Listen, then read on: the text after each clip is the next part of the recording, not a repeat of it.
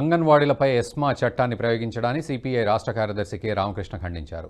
CM Jaganmohan Reddy ప్రజా సమస్యల్ని గాలికొదిలి రాజకీయాల్లో నిమగ్నమయ్యారని విమర్శించారు. అంగన్వాడీ, మున్సిపల్ కార్మికుల సమస్యలు పరిష్కరించకుండా తాత్సారం చేయడం తగదన్నారు. ఎమ్మెల్యేల స్థానాలు మార్చినంత మాత్రాన గెలవడం అసాధ్యమన్నారు. ప్రజాతంత్రవాదులంతా ప్రభుత్వ చర్యలు ఖండించాలని సిపిఐ నేత రామకృష్ణ కోరారు.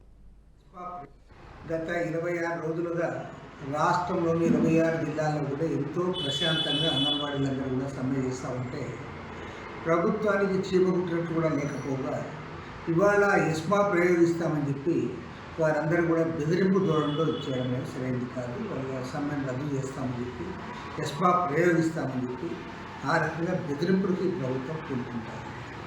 అసలు నేను అడుగుతా ఉన్నా 1,06,000 మంది అంగన్వాడీ ఉద్యోగస్తులు, కార్మికులు, హెల్పర్లు వాళ్ళందరూ కూడా సమ్మె చేస్తే ముఖ్యమంత్రి గారు ఒక గంట సేపు టైం కూడా కేటాయించడం, నువ్వు సుప్రీంకోర్టు తీర్పును గౌరవించవు లేదా చట్టాన్ని అమలు చేయవు, పోనీ ఆ రెండు చేయకపోతే మేము నీవు చెప్పింది ఏమైనా అమలు చేస్తామంటే నీవు చెప్పింది కూడా అమలు చేయవు. నీవే స్పష్టంగా చెప్పావు కదా తెలంగాణ ప్రభుత్వం కంటే 1000 రూపాయలు అదనంగా ఇస్తానని.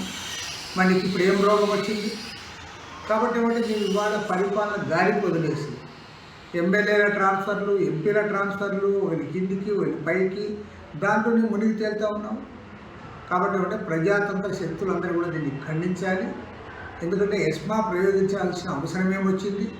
అతి తక్కువ వేతనాలకు పనిచేసే వాళ్ళ పైన ఈ రకంగా దుర్మార్గంగా, నిర్లక్ష్యంగా, నిరంకుశంగా ప్రభుత్వం వ్యవహరించడాన్ని తీవ్రంగా తప్పుపడతా ఉన్నాం, ఖండిస్తూ ఉన్నాం. ప్రజాతంత్ర వాదులందరూ కూడా దీన్ని ఖండించాలి. ప్రభుత్వం ఇప్పటికైనా సరే వారితో చర్చించి సామరస్యపూర్వకంగా వారి పరిష్కారం చేయాలి.